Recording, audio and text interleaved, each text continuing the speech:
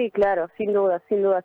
Yo creo que una variable de análisis, digamos, como para empezar a pensar, digamos, alejarnos más allá, digo, del fenómeno y de lo propiamente noticioso, que si hay fotos, que si hay chat, etcétera, etcétera, yo creo que tiene que ver con poder analizarlo de forma más crítica. Y ahí, a mi juicio, sirve trabajar con lo que sería un continuum que va desde en la problemática, en este caso la violencia de género y los posicionamientos que se han establecido en torno a eso, pasando por las personas, es decir, la responsabilización de quienes han sido partes y protagonistas de todos estos hechos, y además, por otro lado, en ese continuum, las instituciones, ¿sí?, que puede ser entendida como los partidos políticos o incluso la misma justicia. Entonces, en ese continuum de básicamente 3 grandes pasos o 3 grandes etapas, yo creo que en eso se han ido posicionando cada uno de los actores. Entonces, primer punto, no perder de vista de que cualquier posicionamiento dentro de ese continuum tiene consecuencias, ¿sí?, como cualquier acción. Segundo punto, tenemos diferentes personas que se han ido posicionando. Digo, a ver, por ejemplo, el tuit de Javier Milei, que básicamente lo que habla es de hipocresía progresista y propone un método de abordaje, sin duda está mucho más cerca de posicionarse cerca de la problemática, ¿sí? Podemos discutir sobre si lo que él plantea representa realmente una solución o no, pero sin duda está preocupándose por la problemática. Ahora, en las antípodas que tenemos, por ejemplo, tenemos a los Penato, que básicamente dice, no creemos que la indignación tenga que ver tanto, no creemos que esa indignación sea real, sino que en definitiva tiene que ver con una cuestión de banderas políticas. Entonces, hasta que ustedes, del otro lado de la grieta, no reconozcan todos los muertos que tienen en el placar, y básicamente está pensando en el Perovich y en Espinosa, entonces no vamos a creer su indignación. Entonces, sin duda, ¿qué es lo que pasa cuando nos posicionamos en la otra punta del continuum? Lo que estamos visualizando es que negamos la problemática en sí misma. ¿Por qué? Porque corremos el eje de la discusión.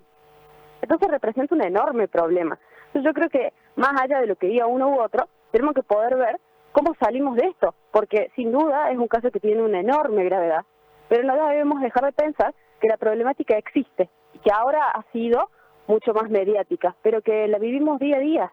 Y como mujeres, muchas veces, sabemos de lo que es, sobre todo lo que es violencia verbal, ni hablar lo que es violencia física, que en muchos casos se vive, pero violencia verbal está de forma permanente. Entonces yo creo que es un llamado a abrir los ojos. Bien. ¿Qué tal, Leonardo? A ver, aquí abrime, por favor. Sí, ¿qué tal? Habla Rafael Ledesma. Justamente hablando de mediatización, ¿qué valoración hace sobre el aporte o el tratamiento que vienen haciendo los medios sobre estos casos de violencia de género, de abuso, sobre todo cuando se trata de personas que tienen, estamos hablando del caso de los agresores, mucho poder? Se critica mucho el trabajo, el tratamiento que se hace la prensa, pero también qué aporte hace para poder tener en agenda estas cuestiones, sobre todo cuando hablamos, insisto, personas con mucho poder. Mira, hay un tema que yo creo que es transversal. A ver, lo vemos puntualmente lo que es problemática de género, pero también lo vemos en un montón de otras cuestiones, y creo que de cierta manera es producto de la digitalización que vivimos en la sociedad, digamos, en los últimos años, y básicamente acelerada por la pandemia, que tiene que ver con que muchas veces hablamos o tenemos la capacidad, somos sujetos activos, porque tenemos todos redes, porque más o menos todos podemos acceder a los diarios y comentar lo que sale en los portales de noticias. Tenemos mucha capacidad para producir algún tipo de información, pero en realidad no tenemos las herramientas suficientes para ello. Entonces así nos pasan cuestiones como, por ejemplo, las estafas digitales, que dicen, pero ¿cómo pasó? Y claro, porque en realidad no estábamos preparados para todo esto, y realmente entonces las transformaciones sociales se han ido dando, pero en ese sentido las transformaciones institucionales o incluso las transformaciones políticas no han acompañado todo esto. Entonces deberíamos empezar a pensar en algunos protocolos mínimos que, si bien existen en torno a, por ejemplo, femicidios y cómo comunicarlos, bueno, empezar a pensar también sobre estos casos y ¿cómo vamos a abordarlo? Y tiene que ver con sentarnos como sociedad y asumir de que tenemos un problema. Si no asumimos que tenemos un problema, difícilmente vamos a poder abordarlo.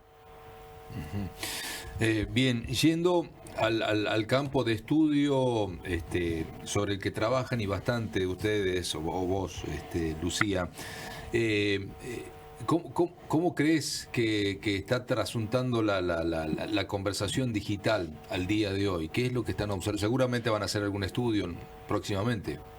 Sí, seguramente vamos a estar haciendo alguna especie de estudio. ¿Cómo impacta todo esto, digo, en redes, por ejemplo? Sí.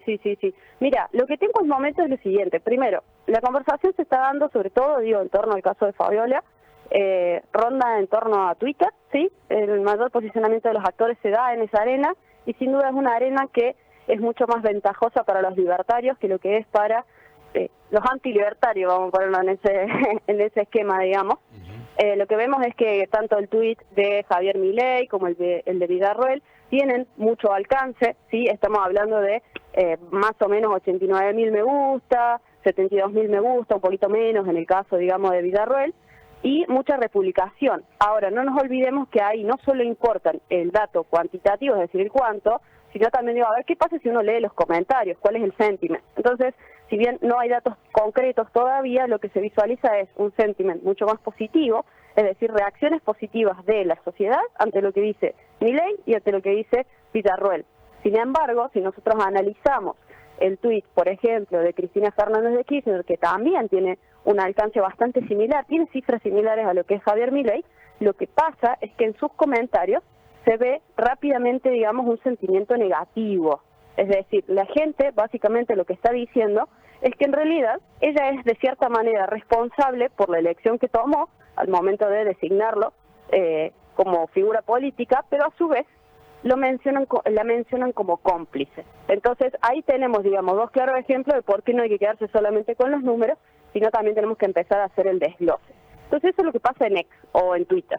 Ahora, lo que vemos en términos de tendencias de Google es que básicamente este tema, digamos, de Alberto y de Fabiola ha estado sumamente en la ola. ¿Por qué? Porque primero veíamos las mayores búsquedas, estaban asociadas a los Juegos Olímpicos, al cierre, digamos, en el día de ayer, pero el segundo tema más buscado tenía que ver básicamente con el conflicto que se ha suscitado.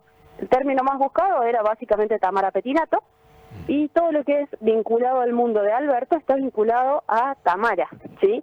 En cambio, quienes buscan en torno a Fabiola, lo que empiezan a buscar tiene que ver con fotos, con videos. Entonces, fíjense, por dónde va la búsqueda o el interés ciudadano al momento de abordar el tema. Y la reacción que más se observa, ¿cuál es tomarlo en serio el tema, tomarlo para la broma, porque hasta memes se hicieron? ¿Qué puedes ver en eso?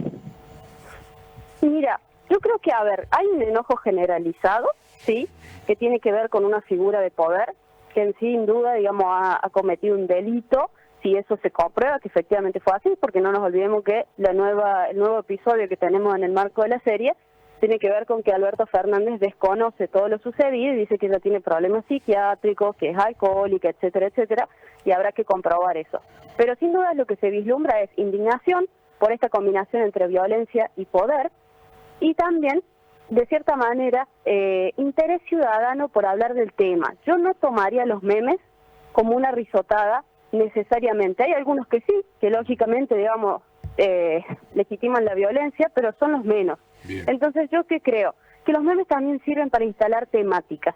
Entonces, sin duda, quienes no estaban atentos al tema, han recibido en algún momento un meme, quizás por WhatsApp, por algún grupo de amigos, por algún grupo familiar, y ahí encontraron que básicamente había un tema dando vuelta y se enteran de esa manera. Entonces creo que es otra forma de comunicar y yo le daría, digamos, validez a los memes también en el marco de la comunicación.